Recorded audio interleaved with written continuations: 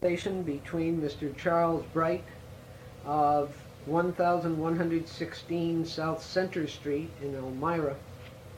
The date is June 20th, 1991, and the conversation is taking place at the request of the Chemung County Oral History Project.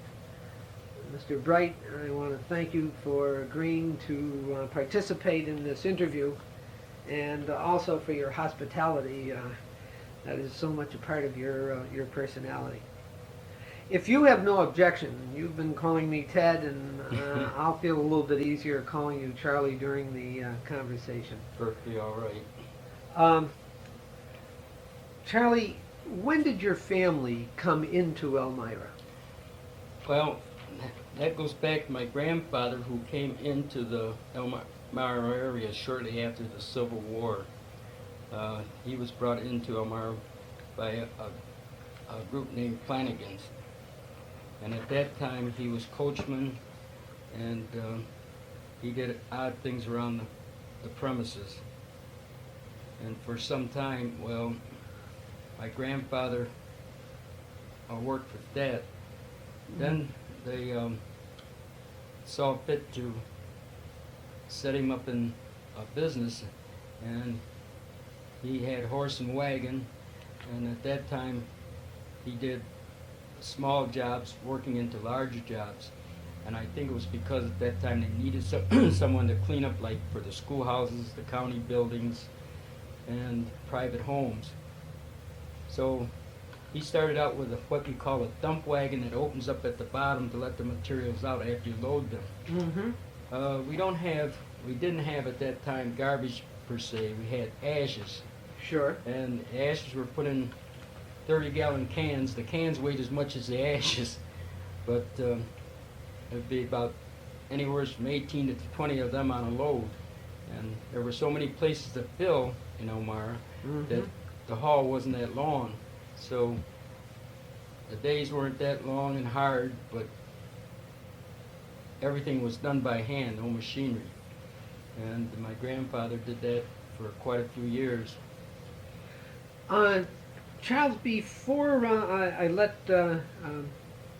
your reminiscing of your grandfather go by, you had indicated earlier that he was involved in the Civil War, or was that his father? No, my grandfather was involved at that time he was a slave, and because he was small, the Northerners, when they came in, for whatever reason, picked him up, and they would put him in the window of warehouses to hand out the meats and things, because they couldn't get in otherwise, and that sort of gave him a little edge. Yeah. What brought him specifically to Elmira? Was it a... I think at that time the migration north and these people that came here, well, it seemed like a good place for them to settle. And they settled right on Chemung River, which is street south of the Chemung River, which is known as Chemung Street, Chemung Place. Yeah. And that's where he lived for quite a while. You knew your grandfather fairly well. Well, at the age of 8, my mother and father had moved back and forth to Elmira from Troy because of the work conditions. There was work sometime in Troy, and then when that work gave out, they'd come to Elmira and work a little while, and then they'd go back to Troy. Well, and you're talking, Charlie, the First World War, because, or you're this is after the First World War. You were born right.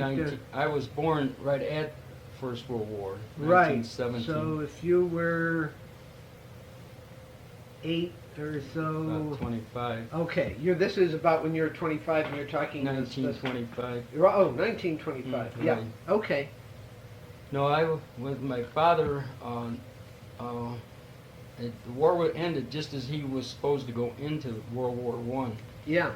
But none of my family, I had an uncle that was in World War I, But that was just a short time too, because it was a short war.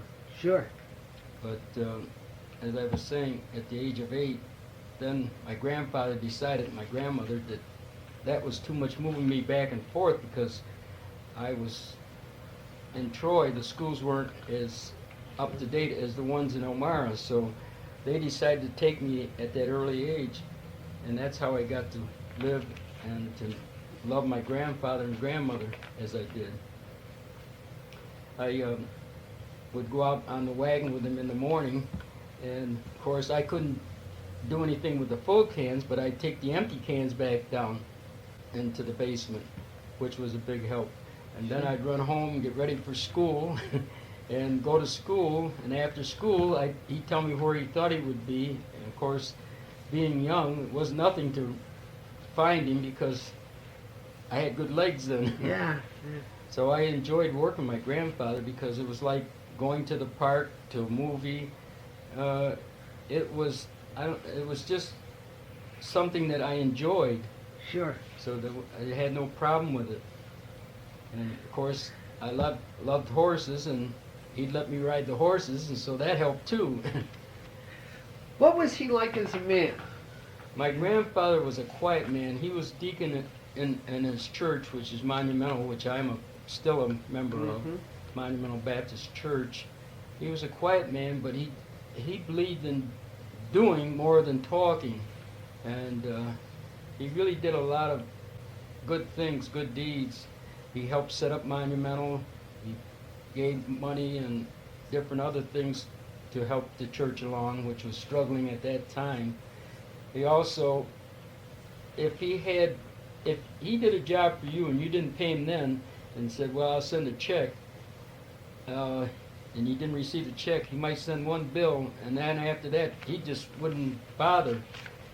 And it's really hard to believe how you can survive doing that, but he did it. And he'd give the coat off his back. As I remember, one year was down to Wardenburg's at the time on Main and Water, and it was 20 below zero. And he had a fur coat, and a fellow came along, and he asked my grandfather if he had an old coat he could give him to, because he was cold and shivering. And my grandfather took and gave him the fur coat right off his back. He used to wear a beach jacket under it, and I could never understand doing that, because as cold as it was, and we'd have to ride over Walnut Street Bridge, and that was like 40 degrees below zero. But it never bothered or fazed him at all. And if someone asked him for a quarter, he would never ask what he was going to use it for. He just automatically give it to him. And I don't know. He just was a survivor.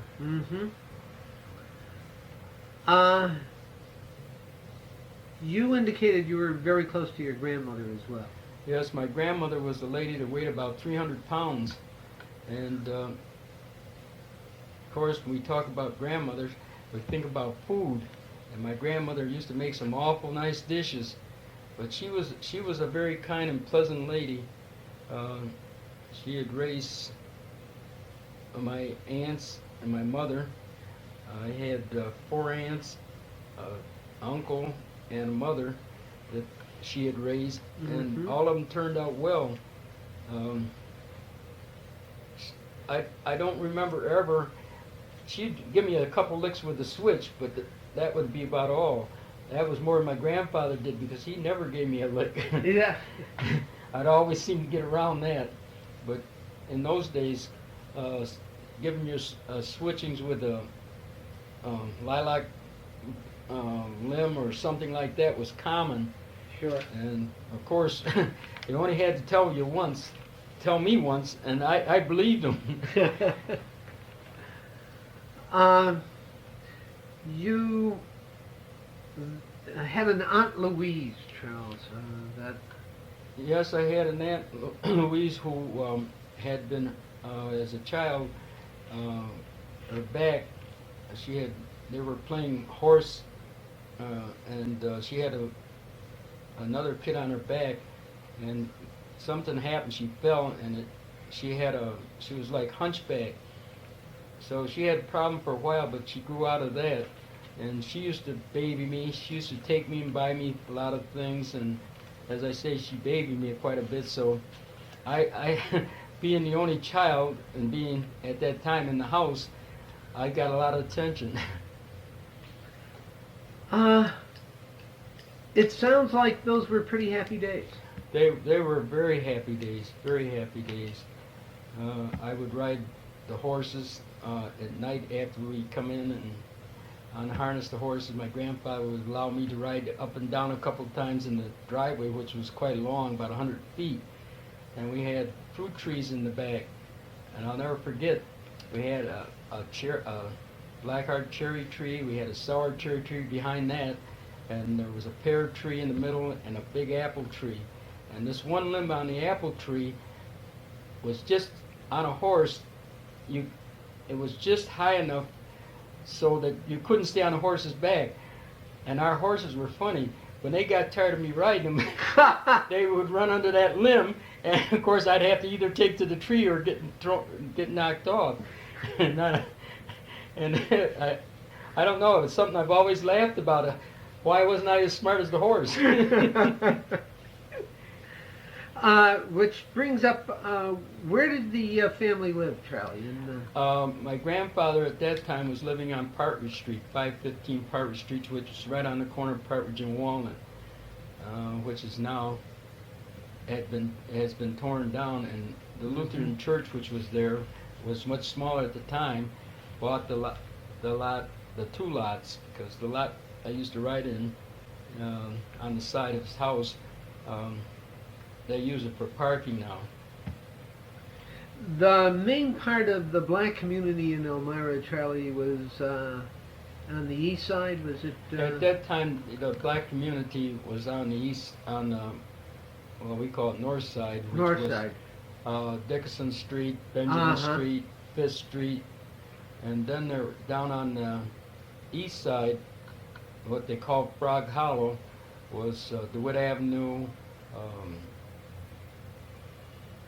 High Street, and a couple other small streets there. There was a few down in that area, but also there were some families scattered throughout that area also. But the main thrust was right at Fifth Street, Sure. Benjamin Street, and Dixon Street. What was it like going to school back then? Well, I had no problem with school.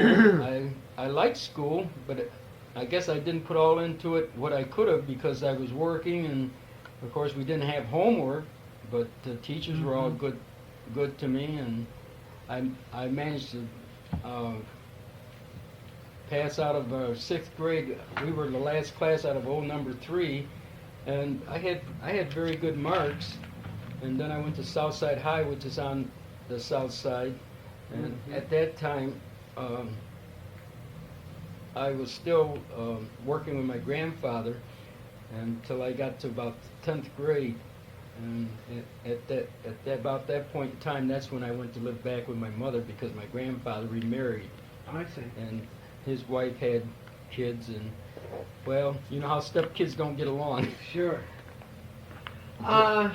Growing up, both in the elementary school and in the high school, who were your friends?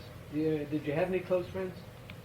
Yes, my neighbors, we were all very close. I guess you don't think of them as close friends, you just think of them as friends. Yeah. There were the Stolls, the Walkers, that I remember very vividly. We were very close.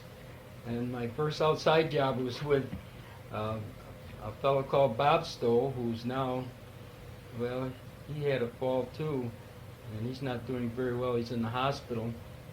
And he was paying me 15 cents Sunday morning to sell papers with him. And of course we'd be out there for 3 or 4 hours, and when we did this for a couple of years, and then finally I decided, well, I should get a quarter instead of 15 cents. Yeah. And coming across Walnut Street Bridge, I told him I quit. So we laugh about that. He and I laugh about that. What'd you do for entertainment besides work? Well, my grandfather had my grandmother had a brother down in just outside of Richmond called Alden County, and we used to go down there every summer for about 3 weeks. Take a 3-week vacation. He'd hire a car and a driver, and we would go down there, and they'd have horse shows and picnics. But the big thing was the steeplechase, and liking horses, I was more interested in the horse shows and the steeplechase than I was the picnics. But the picnics, they used to have so much food and so many different kinds of food. We used to stuff, we couldn't move. We ate so much. Sure. When did you start as a young adult, after you got out of high school? How old were you, and what did you do then?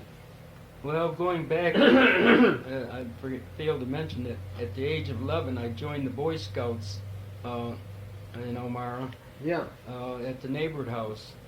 And this was part of my induction into the black area. Yeah. And we'd have, every summer we'd go to Camp Seneca for 2 weeks. And first year I went up there, I couldn't swim. The second year I couldn't swim. And we came back because of my participation and everything in the Boy Scouts. We had an honor scout thing. Yeah. So I became the first black scout to receive this honor. You must have been fairly proud about that. I was very happy with that. What had you done to achieve that? Had you, Well, I had built up quite a few MERT badges. I had participated in quite a few things, and to achieve the MERT badges, and I guess that's more or less what's Sure. got me the honor badge. But at that time, I thought that was great because that was the first time I ever got anything outside of family. Sure. And but then I liked the Boy Scouts, but the only problem was that I didn't have the time to work with my grandfather and do that. So I came out of the Boy Scouts. I guess I was 13 at that time. I had been to scout camp. I received the highest scouting achievement I received was life because I couldn't swim. And it's something about water. I liked water, but it just was hard for me to learn how to swim. So at that time, you had to have life saving to become an Eagle Scout. I remember that. And so I didn't become an Eagle Scout. I just had a lot of MERT badges, and shortly after that, they decided, well, you could do other things to receive Eagle. But I had come out of the Scouts by that time because of other things happening in school, and then I had to go to the neighborhood house, which my parents didn't really like me crossing the river and being out at night. And of course, with no car, I could walk it, but they just didn't think it was the smart thing for me to be out that late at night. Yeah. Charles, your youth in Elmira was a bit different than most blacks. Well, yes, it was, because I didn't really come under the pressures that the blacks on the east side or north side or the north side, yes, we call that Slab Town, came under. And I think a lot of it was because of, well, there wasn't anything outside of the churches that you could have a role model in. And to have role models, you looked other places, because there was, as they say, beer gardens, and the people I saw coming out of that, I had enough, I guess I had enough bringing up not to want to be a part of that, because it just, all I could think of was someone handling dope or those kind of things. So my growing up on the south side was much different, because I had role models. I had more things I could attend that they couldn't attend. As they say, tokenism, maybe it was, but it never affected me and never bothered me because they always treated me as like they treated themselves, because they'd take me to ball games. They would have me in their homes, and the only thing I didn't do for a long while, and that was eat, because my grandmother and grandfather always said, you don't eat in nobody else's home for whatever reason. So I was always brought up to say no, and I'd say, well, I just eaten, or I'm not hungry, or something. They might give me a cookie, that was acceptable, or a piece of cake, but not to eat anything else. So I never got in the habit of eating out into other homes, although I had stayed overnight in some of their homes. Yeah. For being so close, it sounds funny, but I guess when kids get tired, they say, well, you can go to bed here. That was different. Yeah. I'm struck that we're talking about a very unique period in American history. The height of the KKK was in the mid-20s, and I know that there was that KKK march in Elmira, and so it's very, very interesting that at the very time that the common perception is the rise and the focus on that kind of prejudice, that there was a significant part of Elmira. Speaking of the KKK, it's surprising. I had a very good friend who had a garage. His name was Claude Chilson, and he was accused of being a member of the Ku Klux Klan, and but he never treated me like that, because I'd go to the garage and I'd stand there and watch him, and next thing I'd know, he'd be telling me jokes, and he'd just keep me in stitches all the time. And he always treated me very well. So I don't know whether he was or whether he wasn't, but they had accused him, and he never denied it. But not affecting me, I never pursued it. Yeah. So it did make a difference. You know, some things, I guess, maybe if there had been more of us on the south side, it might have been different. But see, where I lived, it was just my grandfather, and then next door my uncle, and he worked for a family. And then next to that, years, when I was going into my second year in high school, my mother bought a home next door, so there were 3 families of us. But we never really were ever all together, because my uncle next door, he was Methodist, we were Baptist, my grandfather and our family was Baptist, my mother was Baptist, and there was never a time that unless we had a picnic, and we had that in the backyard, that we ever really clustered together. We never were out in numbers. So maybe that's one of the things that helped us. How important was church? Church was very important. We'd go to church Sunday morning about 9. You hitch up the horses we had a wagon that, well, it's like you say, your car, and my grandfather would have feed bags, and he'd put them in, and we'd all ride over to church, and he'd tie the horses in the front. There was hitching posts, and then we had Sunday school, we had church, then after church was BYPU, and the evening service, and of course after church we'd have dinner at church, or a picnic if it was warmer. We'd have picnic in the backyard. This was the Baptist Monumental? Monumental Baptist. Right, Monumental Baptist. How effective was the church in meeting social need of the parishioners? What role did it play? I don't think they played really meeting the social needs so much. It was just that if we got ministers, and at that time more of the ministers were more involved in religion, they were more dedicated. They weren't looking for money as much as they were trying to meet the cause, because as you say, back in those days, our cause was very great, which I didn't realize, not reading much about it, and only what I heard, it was sort of like I was isolated from it. Mm-hmm. But at church, they would bring up different issues that needed to be attended to, and they played that role. Yeah. Your father, your grandfather, must have been one of the few black independent entrepreneurs in Elmira. The fact that he had his own trucking firm. And did you work with him after? What did you do after you got out of high school, I guess is what I'm Well, asking. my grandfather died. Well, no, I was still in. When after I finished high school, I got out of high school and I went to work at Chemung Foundry. As Uh-huh. I say, I was living with my mother from my second year on. Oh, that's right, sure. And from my second year to graduation, I lived with my mother because of the conflict.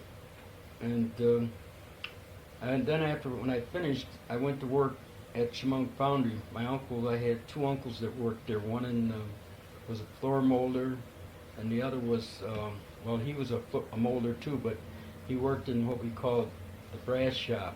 Yeah. And he made patterns and did this. And I started from the ground up. I went to work in the yard. We'd unload cars, railroad cars of iron, pig iron, coke, limestone, motor blocks, Mm-hmm. this type of thing. And then I would help charge the cupola. And I don't know, work at that time was like a game because, well, I'd worked with my grandfather so long and I built up a lot of strength and I could do things that 200-pound men weren't doing. And they looked at me like I was something out of space because I'm at 150 pounds and they're 200 pounds and they'd go to pick up something and it'd be heavy for them and it wouldn't be heavy for me. Yeah. So we had a lot of fun. I had a friend, Charlie Kelsey, that worked there, and he and I, we would unload cars together. And we could unload a car in 2 hours, which is about 6-8 hour job with 3 men. But we used big shovels, and as I say, the pig iron, I could pick 2 up at one time, where someone would have to have both hands on one. Wow. And so Charlie and I, he was about 220 pounds. He and I got along very well. And then I went from there to charging a cupola, which was running a crane, and pick up the buckets and take and dump them in. But that was too slow. I needed more action. So I played softball with the team, and playing softball, the foreman, he decided, well, he'd bring me inside because he said I'd be more useful to the team because they had a basketball team too. Uh-huh. So he brought me in and started me working with a machine molder, Charlie Fields. And as Charlie Fields and I was working, I learned a lot from my uncle, not so much from him because I don't know, he was a black man too, but he had a different idea. He thought that you had to put out a good day's work, which wasn't bad. I don't mind putting out a good day's work, but when you're cutting across the piece Mm-hmm. maker's pace, I thought that was a little much. I did have enough sense to know that was. And I used to try to tell him, Charlie, you're doing too much. Let's slow down. But he wouldn't listen. So at different times, he'd mold right, and then the other thing, he'd mold right up to pouring time. And we had to pour iron, and a lot of times we didn't have time to get all the molds clamped up. And so this was a little conflict. Even as fast as I worked, I still didn't have time, but the foreman, he sort of watched us, and he saw that I was having a problem with him, so he said, well, he says, you've been here long enough now to be able to run a machine by yourself. So he put me on what they call a Big Herman. Well, it was an old machine, but it would work, because my uncle at times would go down and put up molds on it. Mm-hmm. So through my uncle and a couple other the workers there that liked me, they helped me with the process, and I got through that pretty good. And I worked on that for quite a while, a little over a year, and then they decided to bring in another, not a rollover, but a larger rollover, which would handle the type of castings that Charlie Fields and I were making. So they said, well, he said, well, when that comes in, he says, you got a new machine. I thought they were kidding me. Yeah. But when it came in, they gave it to me, and then they were saying how many this should make an hour, like 60 an hour. And I looked at them like, no way, because to put out that type of work, you'd have to have a longer conveyor, you'd have to have people finishing up your molds. You couldn't do it all. Sure. So, but I did very well, and they gave me piecework on that. When the tape ran out, you were telling me about working at the foundry and the new machine that you had, that they had just brought in, and how things were getting even better for you there. They were getting so good that I thought, well, and I loved to pour iron, so it was no problem because I'd have my floor up and have my gear on to pour iron, because you had to put leggings on, because if that iron got down in your shoe, you'd have an awful burn, because there's no way to stop it. And so I'd have my floor up by half an hour before time, and we'd have 15 or 20 minutes to really sit down and relax before pouring iron. And I used to love to pour iron. I'd pour my floor and a couple other floors, and then they have me pouring with the big ladle, which was run by the crane, and that was kind of scary, but I don't know, it never bothered me. It was just getting that first drop in without getting splattered. Yeah. And I used to love to do that. So I guess I got attached to the foundry, and I thought, well, this is it, I won't do nothing else. Because I was doing better, as I say, I was making more money than the top molder in there, and when you do that, outside of the president, you're doing well. But then the war came along, and of course I was 1A, Sure. and our production manager was Mosier, and he decided he wanted me to do more, and I kept telling him, no, I don't want to cut the rate. Yeah. Because I was already working with a larger shovel and working faster, and they had a cutting plate that came down from Rochester, from Kodak, and of course on my machine we did it on a trial basis and was doing very well with it. So he wanted more of them, and I told him, well, you put a rate on it and we'll make them. But he wouldn't give me a rate. He just said, you will make them. And I said, no, I won't make them as long as I got this piecework, other piecework. So he and I went back and forth, so I went up and talked to the president, and he said, well, don't pay no attention to him. Well, that didn't last very long. Yeah. Mr. Potter, who was the president, and he was telling me at the time, don't pay any attention to Mr. Mosier. He says, you just go ahead and do what you're doing. Well, you know, when somebody's pressuring you all the time, and he was a smaller person, he had a heart problem, so I had a problem too, because I couldn't touch him, and he wouldn't get out of my face. He was like one of them little banty roosters. So I said, I quit. I got frustrated. I said, I quit. Well, I quit, and I went to go to work. At the time, I was doing a little trucking on the side. So I had to have another job, so I went to Trayer Products. And at Trayer Products, I had a choice of being a machine operator or sweeping the floor. Sweeping the floor. Charlie, Trader? Trayer. T-R? Trayer Products. T-R-E-Y. Okay. E-R. T-R-A-Y. A-Y-E-R. Okay. And at Trayer Products, I had a choice of sweeping the floor or being a machine operator. Well, to stand up to those machines 8 hours didn't make much sense to me, because they were getting the same pay that the sweepers were. I said, no, I'll sweep the floor, because they were sweeping for about 2 hours, and they had a chance to sleep. And I said, well, that gave me a chance for another job. I could do 3 jobs. Didn't work out. It wasn't my luck. So I worked there for about 6 months. It didn't work out. They caught me sleeping. They didn't catch me sleeping, but they said, where you been? And I said, well, I was outside. What are you doing outside? You're supposed to be inside. Uh, so I said, well, no, I quit. So I left there and I went to work for Elmira Metal Company. Well, automatically I was, um, any time I could be drafted. In the meantime, they wouldn't give me release, so I had to go back to the foundry and work until I got my release. Well, when I went back, Mr. Potter said, well, don't worry about Mr. Mosier. Everything will be all right. Yeah, it's the same thing he said before. Yeah. So it went along for a couple months. It was all right. And then he started pressuring me again, and I found out that they couldn't make the cutting plate. My uncle tried it on the floor, and of course they couldn't make enough of them on the floor, and they were getting too much scrap because it was so thin. And they tried it on the big Herman, and I don't know, I must have had a knack for it because I could do 10 and get 9 of them, and they do 10 and they get 5 of them. So anyway, as we went along, he started pressuring me again. I told him, go get my release and my pay.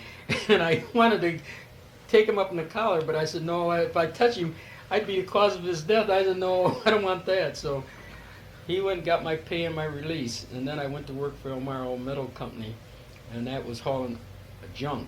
Mm-hmm. I go to Swift Glass, which was over on the south side, and they'd load up with iron, steel turnings, brass turnings, copper, Mhm. and stuff like that. That's a heavy load. Then I bring them back to the yard. Well, I worked there until I finally got my draft notice. You're in the Army now. When was this? 1940? That was in 1942. Yeah. Okay. So I went, and they said, well, you're going in the Navy. I said, no, because just before that I received a picture from my brother, and he was out on Admiralty Islands, and he was on a flag, holding on to a flagpole, and all this water was around him. And I said, oh, no way, because I never liked water either, not that much. I remember So you I could couldn't just swim. Well, no, and I said, no. So they said, well, you don't have to go in the Navy. You can go in the Army. And the ironic thing about it was, every one of those boys that went up to the Great Lakes to go into the Navy never was on a boat. They were out in 3 months. I went in the Army. I could hear good. This little girl, I was going to pretend I couldn't hear. And she whispered in my ear, and I answered. And they know all the tricks of the trade. So I said, well, I'm not going to fight it. So it wasn't bad, but it was something that, you could do without. Mm. So I spent time down in Camp Pickett after my basic, Camp Pickett is where? Virginia. Virginia. And after that, I went from there. Charles, the Army was still segregated back then. Yes, it was. Yes. How, given your background and the degree to which you had grown up, by and large, outside of prejudice, that had to be some. No, it didn't bother me because I was as comfortable with the whites as I was with the blacks. As a matter of fact, I was more comfortable with the whites because I grew up with them than I was with the blacks. Like I was telling you earlier about, we had fellows in there from Detroit, Chicago, all the major cities, and they looked like big tough guys, and I thought they were gangsters. So I kept my distance from them. But to come to find out after the war was over, that they were the same as I was, because they thought I was from the reformatory. So I said, boy, that was something. But we, after we left Pickett, we went to up to Boston. Yeah. And that was port of debarkation. And we left there, went through the Atlantic, over in the Atlantic, and we got out in the Atlantic, and they thought they sighted a sub. And they dropped the death charge, and all these big fellows, they started getting down, because they used to laugh at me. I always say my prayers, at night, over my food before I eat, and they were always would look at me kind of funny, and they laugh at me. So when they dropped the death charge, they were down there like Ali Bobby, and I was up on my bunk and I cracked up. And that was the wrong, that was when I made a mistake. But I had a good friend from New York, he was 6'3", Diggs.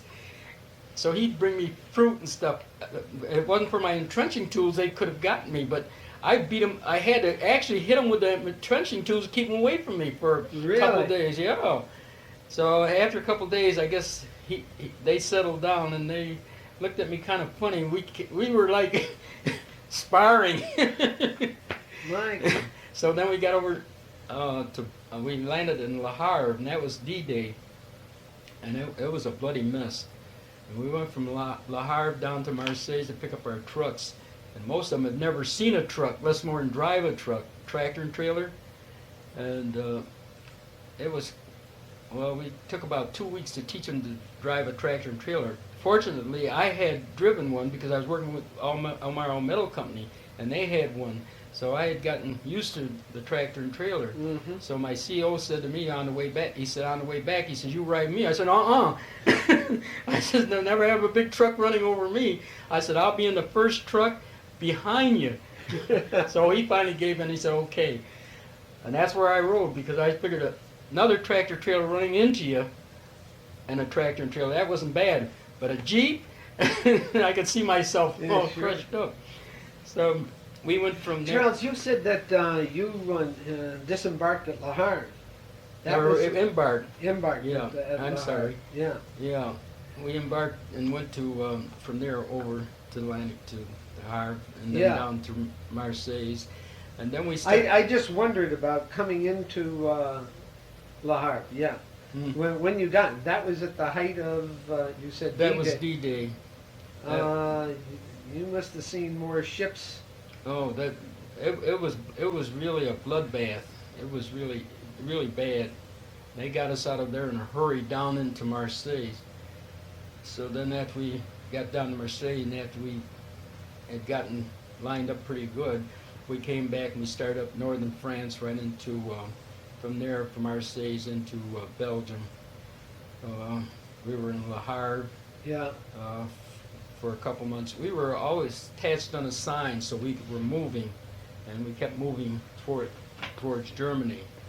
And we went through Liège and to Holland, Luxembourg, and into Germany.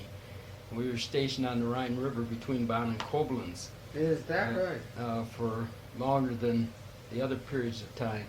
And when Patton got lost, I had one of my platoons, I assigned one of my platoons to him, and well, we didn't know what was going to happen, but we didn't more or less think about it, and it was really something. And then after the war was over in Germany, we came back to Reims, France, into Reims, France. Charles, you're skipping over a lot of bloody battles there. Well, you don't like to talk about the bloodbaths, because all the way over they were telling us in case of our death, if we should die, they had brainwashed us so badly that I just never expected to come back to the United States. I didn't expect it. I just thought, well, we'd be killed, because that's how good they brainwashed me.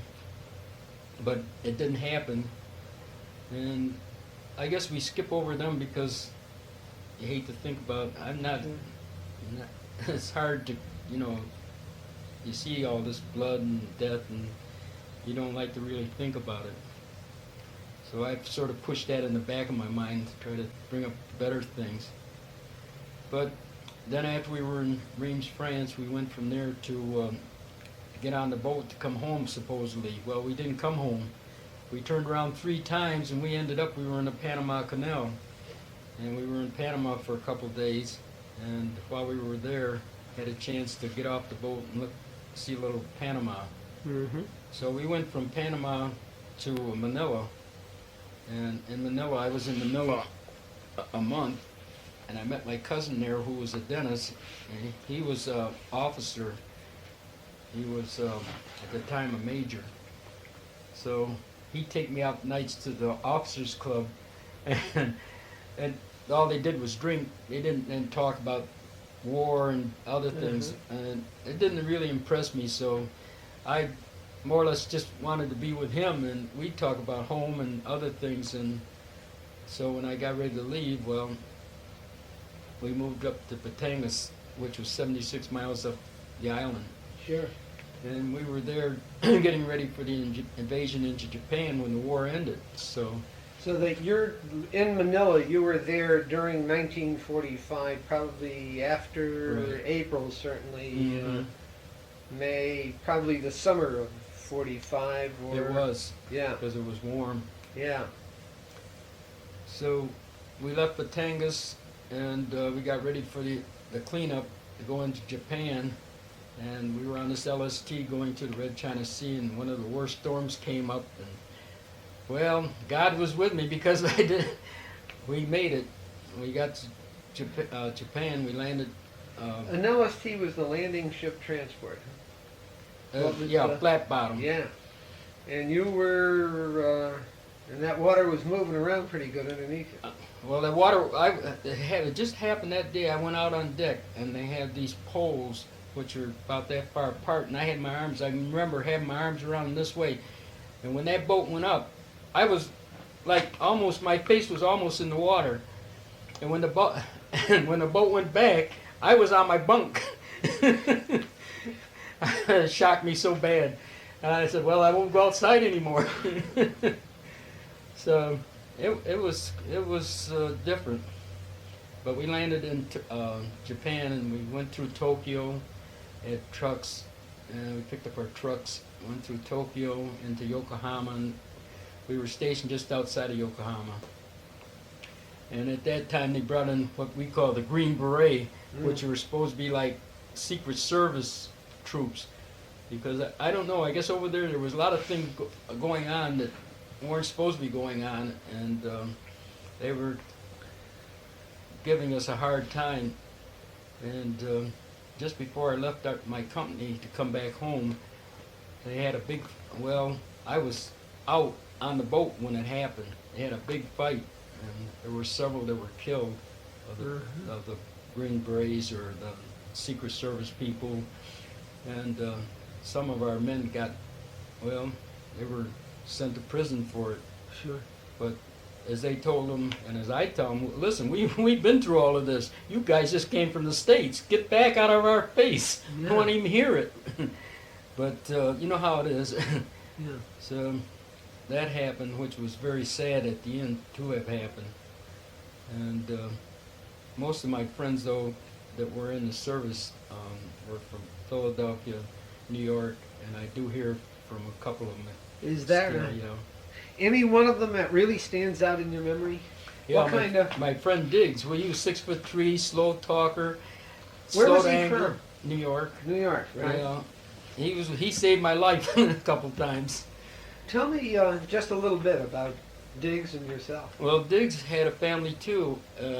He has 2 kids, and his wife was Claire. We used to go down to New York quite often after I got back in the service, and we'd stay at his house. My wife and I would stay at his house, and we'd go night clubbing. We'd go out, go downtown. I'd speak to people, and he said, "Do you know them?" I said, "No." He said, "Well, what are you speaking to them for?" Well, that's normal. And he'd look at me like, scratch his head. He wouldn't say nothing. But I just couldn't stop it. People would smile. I smile at him. I say, "Hi." He says, "You don't do that in the city." But I've been very fortunate. All the times I've been in New York, I've never had any incidents. I've never had people try to mug me or whatever. So I guess they say, well, he doesn't have nothing to lose. Charles, you were a couple months at Yokohama, you said. Yes. And what was that duty like? Did you... Well, my duty was always the same because I was truck master, acting truck master. They wouldn't give me the strike, but I was doing the job. And I had to go to make out reports and go to battalion headquarters. I had to keep track of all the trucks. And that was a full-time job. And then I handled the supplies, the foods, the candy supplies for the company. I don't know why I was handling, but I guess because they trusted me, and so besides giving out the supplies to the men when they come in, I had these reports to keep up with, and that kept me quite busy. And then when I wasn't busy, I would be out. If it was basketball time, I'd be playing basketball. If it was baseball time, I'd sneak in a little of that, or even a little rough football. But anything to keep burning up the energy. Because at night, I stayed in. They didn't have to tell me to stay in. I stayed in. The snipers were out there at night real bad. And in Japan, it was worse because they had these girls that talk English so well, and they say, "Charlie, come over here. I'm over here." And a lot of the soldiers fell for that, and they got killed. And no. So I stayed in, and of course, it paid off. Did you get mustered out of the service in 45 or 46? 46. 46. We came back in on the Pacific through San Francisco, and then we took that long train ride from San Francisco into New Jersey. And it was ironic, we had a train wreck in Amarillo, Texas, and we had chinos on, which is summer clothes. Sure. And they ran into this oil tanker. Well, we wouldn't have had to just get off the train, but they were afraid it was going to blow up. So they got us off, and we were out there in our chinos, shaking and shivering, and finally they got it far enough away so it was all right, and then we got back on. But that was quite an experience. When you left the service, what did you do? I came home and I thought I was going to be lazy. Well, when you're in Charlie Bright, I haven't heard. you have a lot of time to think. I came home and some of my friends said, "Well, we were in the service. We're collecting our 5220." I figured, well, gee, that'd give me a little extra money, which I didn't have much of. So I went down, signed up for 5220, and they sent me telegrams. They called on the telephone. They were doing all those things. So finally I told them, look, and then they offered me a job for $35 a week. And I said, what am I going to do with $35 a week? I can't live on $35 a week. So finally I told them, I said, here, forget it. Just take me off, forget it. And then I went back to work for a metal company after about 3 months. Sure. How long were you there? And I guess I'm kind of curious, when did you go into business for yourself? Well, I never really stopped. I was doing a little bit on the side, but then I worked for All Metal Company for about 3 more years, and the owner and I, we began to have our few problems. Well, I guess it peaked when I was operating his crane, and he had machines, and I told him, with your machines, we got to leave a roll so we can get down. I can get down to pick them up. And he said, oh no, you can reach over, you can boom down, reach over and pick them up out of there. So this one day he had some people from New York that wanted this one particular machine, and it was way over in the back, and it was like I'm sitting over here trying to pick, and it's way over there, and I should have been where you are, at least. Yeah. So I boomed down. He told me, he said, well, boom down, pick it up. So I boomed down, picked it up, and the track came up off the ground about that far. I could have made it. It wouldn't have turned up. But it was just the idea that this wasn't right. Yeah. So when it did, he said something, and I thought he called me a name. I shut the machine off, and I jumped down, and I chased him in the office. I don't know, I just saw blood. And he locked the door, which was good, because I don't know what I would have done to him. So I came back, I took the machine out, set it on the truck, and then he wanted another one. I loaded them, and then I shut the machine off, and I went, and I started gathering up all my things. I had cover hauls because I had a locker, and I'd come in with, clean clothes on, because working in a junkyard, you get pretty greasy and dirty. Sure. We had one fella that'd come in a Monday morning, he'd be spick and span. Honest God, Eddie Perkins, I'll never forget. He'd be spick and span. 2 hours later, he looked like he'd worked a whole week. And then he wouldn't get dirty anymore. And I never could figure out how he would get so dirty in 2 hours. But this happened. But anyway, I picked up all my tools, my cover hauls, and I borrowed a friend of mine's car. And I took them home. I quit. Then I started trucking for myself. Did you have any trouble getting started, or did you No, already because I have already a good... had my contacts. It was You- just, and of course, after I went in business for myself, I mean, complete, then I had more than I could do. Sure. But I sorted out what I wanted to do and what I didn't want to do, or what I could do. And that's when I started getting more involved in organizations. I got involved, well, I was involved with the Elks before I left. Sure. But coming back, I had was Exalted Ruler, and then I had some good friends in Buffalo and Rochester, and I loved to travel, so my friend in Rochester said, you can become a district deputy if you wanna. I said, well, how is that? So he talked it over with the Grand Exalted Ruler, and I became district deputy. And Is that right? we used Yeah. I had charge of Binghamton, Elmira, Syracuse, Rochester, no, Syracuse, and I was on the central side, Syracuse and Utica. So That's a good area to cover. yeah, I used to, once a month I'd have to go around to all those areas. But my biggest problem was with Syracuse, because Syracuse had some of those people that, you know, they were more, like, this is for, what they say, one for you, one for me, one for me, one for you. And I could see it, but I could never prove it. Yeah. So when they decided they were going to relocate and build, and this is when I started taking notes and got receipts and things that help, as they say, put this one person in his place. They had appropriated $125,000 to build this building, which at that time was more than enough. And so I was following that very closely. And come to find out, in the beginning, he had taken about $75,000 of the money and was using it for other things. So I would keep the Grand Exalted Ruler informed of what was going on. After each meeting, I'd make notation and write him a letter and put these notations in there. So it came down to the boiling point when they didn't have enough money to finish the building. And he was a friend of mine too. He said, well, we just can't do it. And so I called a meeting in Syracuse. The Grand Exalted Ruler came up, and this person, I won't name, said, well, he was pointing out to the Grand different things. And so the Grand saw me. I had my anesthetic case with me, and I pulled out my notebook, and I pulled out the folder, because I kept every city in a different folder. And he see when I pulled this out, he had no choice, because he knew what was going on too. And so after he got all through, he says, well, you know, Mr. Saban, I think you've done it to yourself.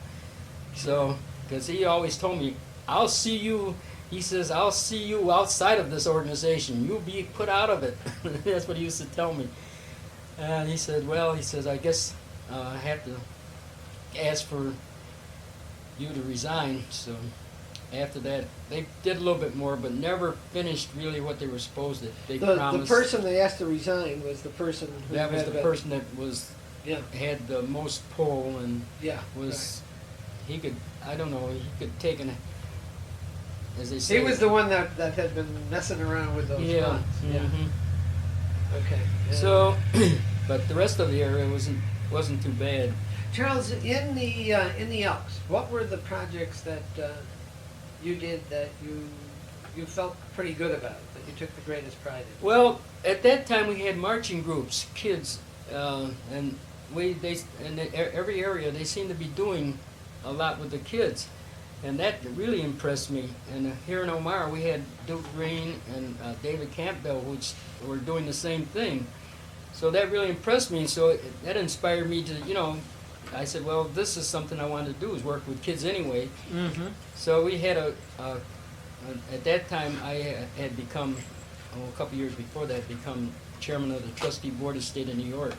Really? And put me in a very good position to, help bring this about. And we had a meeting down in New York, one of our state meetings, and I was talking with Charlie Sturdivant, who was secretary, and he lived in Brooklyn. And I said, well, let's go down and talk to Governor Rockefeller and ask him for some money, to get this off the ground. Because we had another lady that was interested, and we felt like, well, gee, maybe between the three of us we could really, start an educational program.